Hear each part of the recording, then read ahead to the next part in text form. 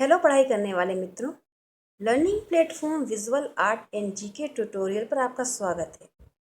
दोस्तों, आज का वीडियो है प्रसिद्ध भारतीय आधुनिक कलाकार असित कुमार हलदर जी का जीवन परिचय का।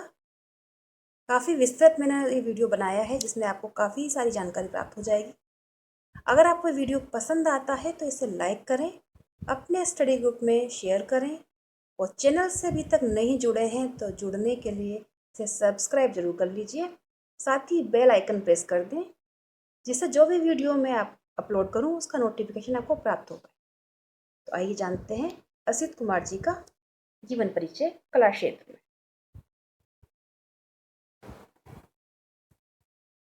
इस युग के युगांतरकारी कलाकार श्री अवनींद्रनाथ ठाकुर की छत्रछाया में नंदलाल के उपरांत अन्यतम इनके शिष्य जो प्रसिद्ध हुए वो थे असित कुमार हलदर जी।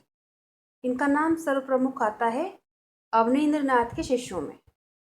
कला के बीहड़ पथ में भटकते हुए एक सुनिश्चित दिशा अपनाने में उन्होंने जो अनुभव संचय किया वे अधिकाधिक उनकी कला की परिपक्वता और गहरी पैठ में समाविष्ट होते गए। वे भी बंगाल पुनरुत्थान या बंगाल शैली के मुख्य कलाकारों में से एक थे।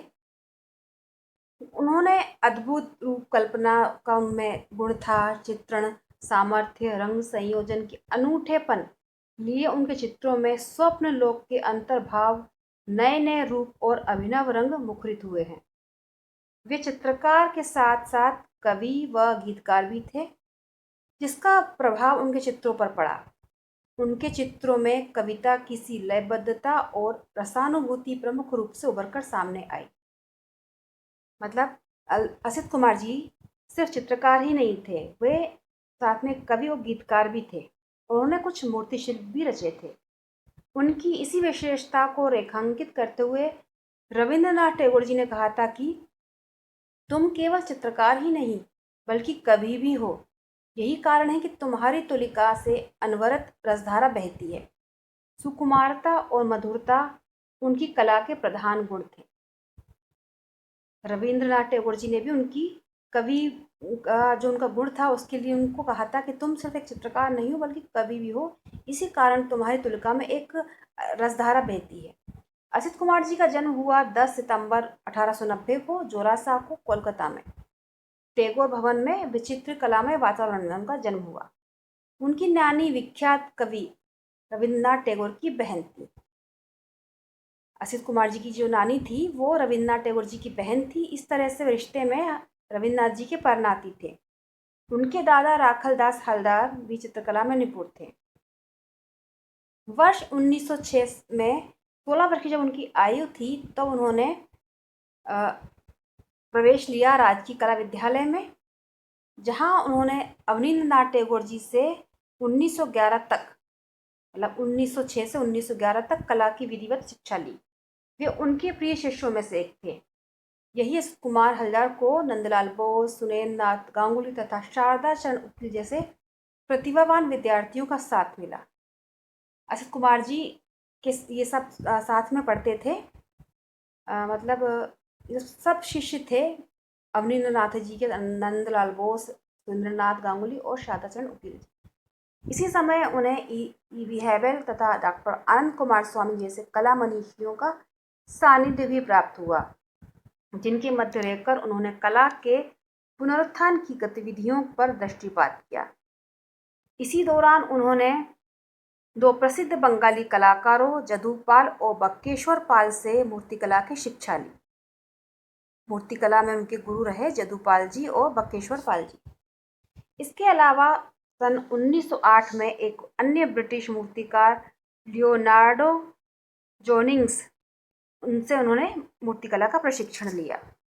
लियोनार्ड जोनिंग्स से उन्होंने मूर्तिकला का प्रशिक्षण लिया और लियोनार्ड जेनिंग्स जो थे उन्होंने उनकी जो मूर्ति शिल्प है क्वींस पार्क बेंगलोर में स्थापित है, जिसका टाइटल है किंग एडवर्ड सप्तम।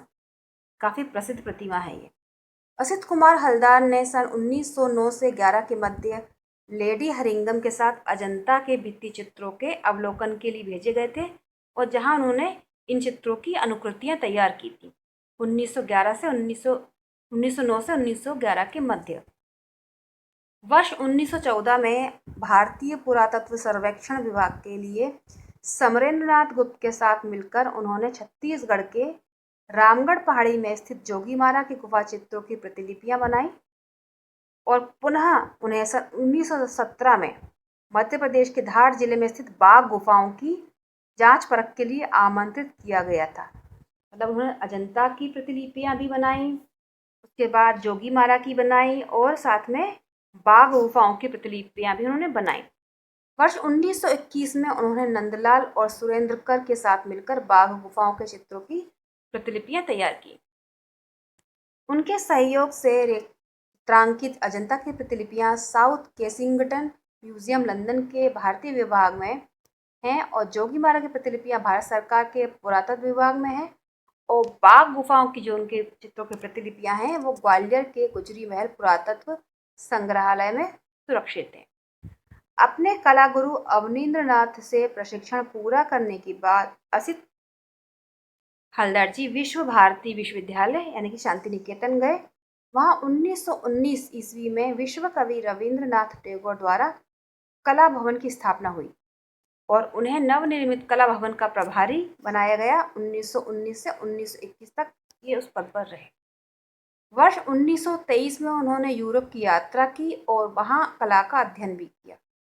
यूरोप से लौटने के बाद 1924 में महाराजा स्कूल ऑफ आर्ट जो कि जयपुर का जो आर्ट कॉलेज था वहाँ पर उन्होंने प्रथम भारतीय प्राचार्य वो बने। 1924 में महाराजा स्कूल ऑफ आर्ट जयपुर में प्रथम भारतीय प्राचार्य बने। उसके बाद 1925 में government school of art and craft Lucknow के प्राचार्य बने और जहाँ वे इस पद पर 1945 तक रहे और लखनऊ कला विद्यालय में स्थायी रूप से प्राचार्य पद पर रहने वाले वो प्रथम भारतीय थे। असित हलदर जी की वो पहले कलाकार थे जिन्होंने लंदन की रॉयल सोसाइटी ऑफ आर्ट ने 1934 में फेलोशिप देकर सम्मानित किया था। ऐसा कि पहले भारतीय कलाकार थे जिन्हें ब्रिटिश सरकार की फेलोशिप मिली थी। इस फेलोशिप का नाम था रॉयल सोसाइटी ऑफ आर्ट और ये 1934 में उन्हें प्राप्त हुई थी। 1941 में उन्हें ब्रिटिश सरकार ने ही भी सम्मान दिया और ललित कलाकार भी नई दिल्ली ने उन्हें अपना रत्न सदस्य यानी कि फेलो चुना था। ब्रिटिश म्यूजियम में भारतीय चित्रों के वर्गीकरण में उन्होंने कला पारखी लॉरेंस विनियन की सहायता की और आधुनिक भारतीय चित्रकारों में उनका कितना महत्वपूर्ण स्थान है इसका संकेत हमें महात्मा गांधी के विचारों से मिलता है।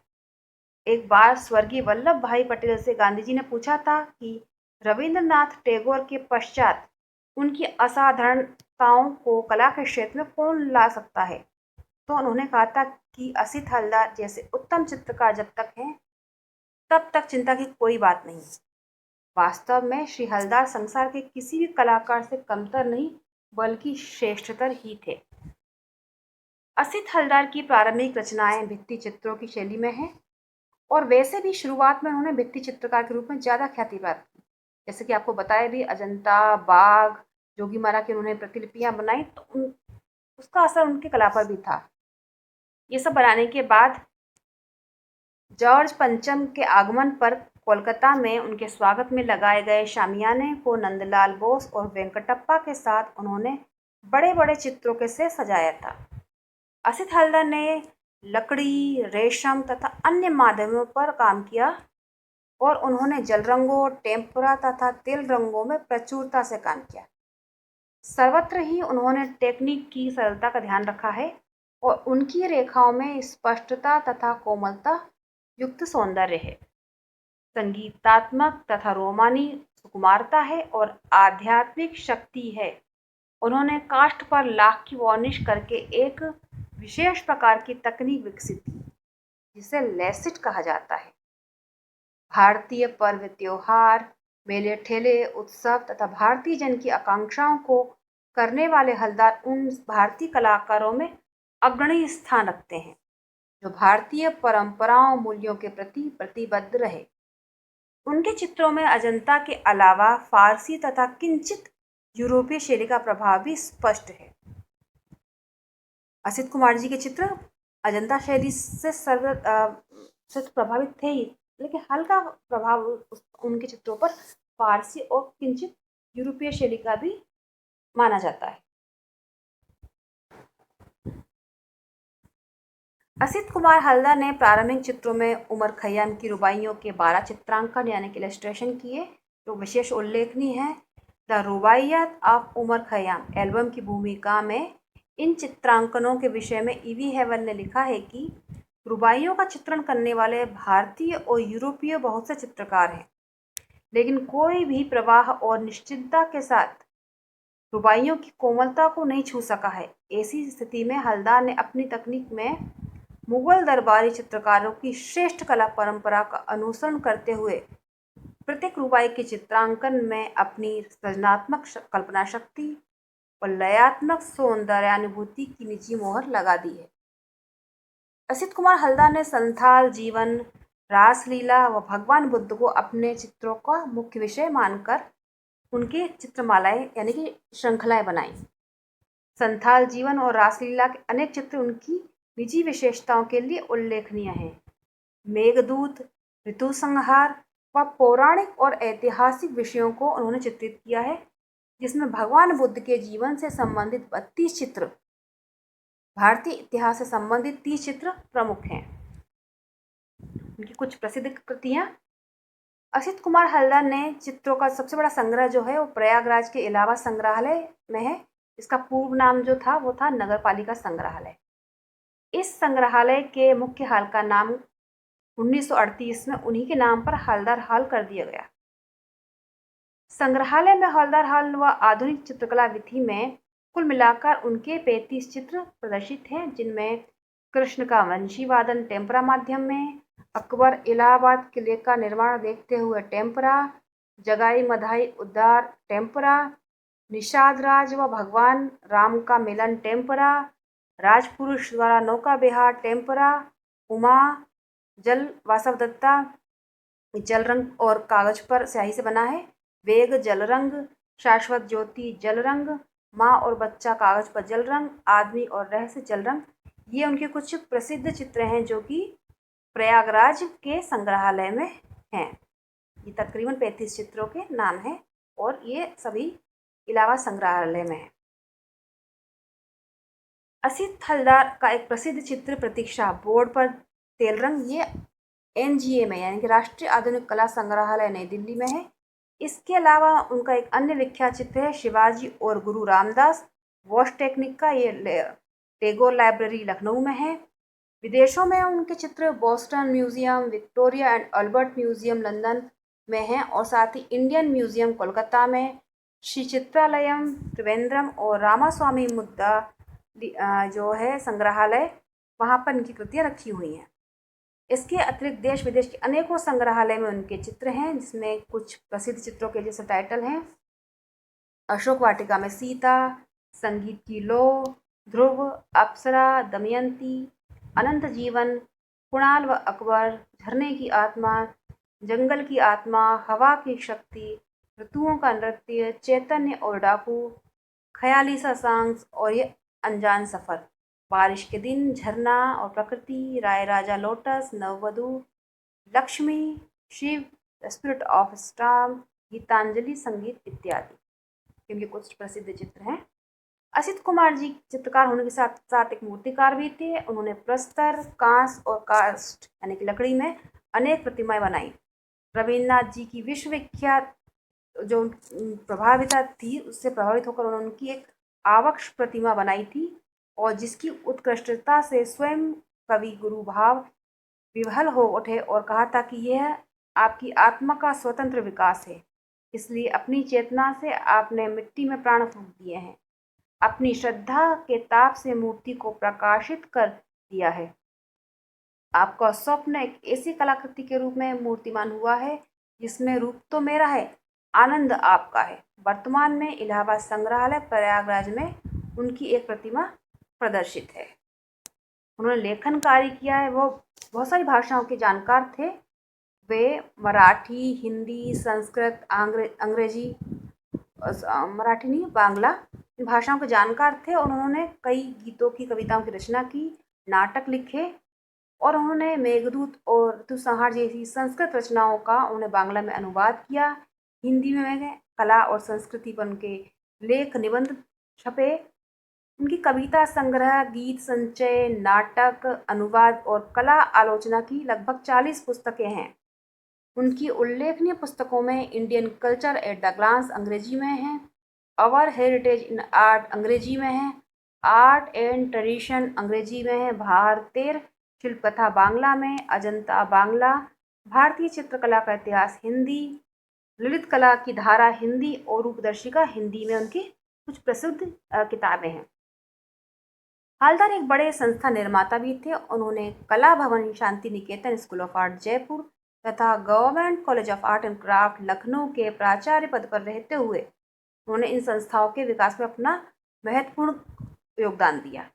इन संस्थाओं की तकनीकी क्षमता का विकास हो, इसके लिए वहाँ पर वो नियुक्त हुए थे और उन्हें अच्छे योग्य शिक्षकों को नियुक्त किया था। उनके प्रतिभाशाली छात्र वहाँ से प्रशिक्षित होकर निकले, जिन्होंने इसका विकास किया और अपनी दक्षता का परिचय देकर उन्होंने भारतीय कला को विकसित करने का हर संभव प्रयास किया। एक अच्छे कला शिक्षक के रूप में भी उनका प्रमुख योगदान रहा, जिसे कभी नहीं भुलाया जा सकता। उनके शिष्यों की सूची काफ़ी लंबी है, जिनमें कुछ प्रमुख नाम हैं जैसे मुकुल डे, रमेंद्रनाथ चक्रवर्ती, विनायक मसोजी, अर्धेंदु बनर्जी, सत्यनाथ बनर्जी, मोनी गुप्त, धीरेन्द्र कृष्णदेव बर्मन। ये जो थे वो शांति निकेतन के थे। और लखनऊ में AD Thomas, B Lal Shah, Narayan Joshi, Harihar लाल मेड़, श्री राम वैश्य, राधेश्याम भटनागर, सुकुमार बोस, पी आर रॉय, किरणमय धर, पंचानन कर्माकर, सुखबीर सिंह सिंघल, भवानी प्रसाद मित्तल, शरतेंदु राय, रामेश्वर चटर्जी, शिवानंद नोटियाल, पृथ्वीनाथ भार्गव, पुरंजय बनर्जी, तारादास सिन्हा, भवानी चरण गुई, ललित मोहन सेन, डीपी धुलिया, विश्वनाथ मुखर्जी, रणवीर सक्सेना, हरिश्चंद्र ईश्वरदास, एपी दुबे, प्रतुल विश्वास, के एम सिंह नेपाली, जगदीश स्वरूप गुप्त, रामचंद्र शुक्ल, ये और विश्वनाथ, ये इनके कुछ प्रमुख शिष्य रहे जो काफ़ी प्रसिद्ध हुए आगे कला क्षेत्र में। अंतिम क्षणों तक उन्होंने चित्रकला की साधना की और 13 फरवरी 1964 को लखनऊ में उन्होंने अंतिम सांस ली। असित हलदर आज भले ही इस दुनिया में ना हो, किंतु अपनी रचनाओं से सदा सदा के लिए अजर और अमर रहेंगे। एक ये थे परिचय प्रसिद्ध आधुनिक भारतीय कलाकार असित कुमार हलदर जी का। आइए उनके कुछ चित्रों को देखते हैं।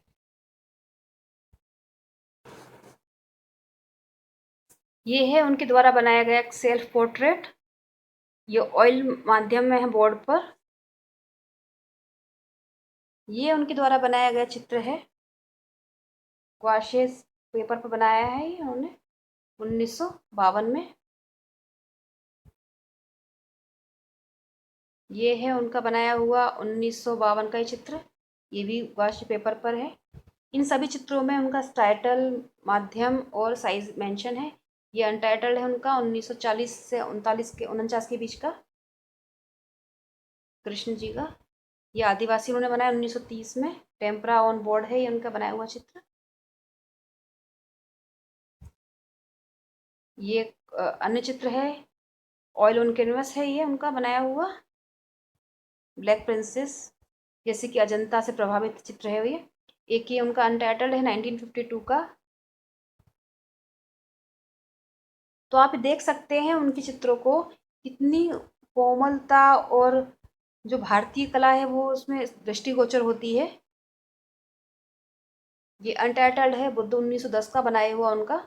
ये मिक्स मीडियम है, इसमें पेंसिल, इंक, गुआशे और इन्होंने कार्डबोर्ड पर इस तरह से माध्यम में मिक्स मीडिया में बनाया है।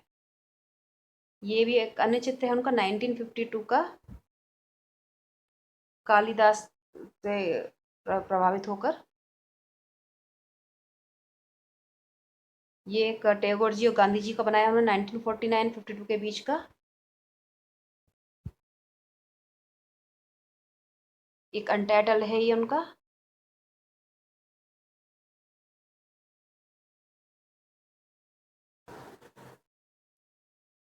ये वॉश है बहुत, लेकिन ड्राइंग है बहुत हल्का कलर उन्होंने इसमें यूज़ किया है, बहुत लाइट शेड में बनाया है ये चित्र। इसका टाइटल नहीं है और इसका ईयर भी मेंशन नहीं है। ये उनका ऑयल ऑन वुडन बोर्ड पर बनाया है उन्होंने।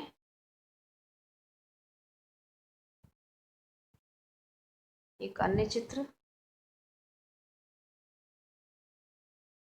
1952 का है। कवि सम्राट emperor Harshavardhan and his sister Rajshri in Prayag.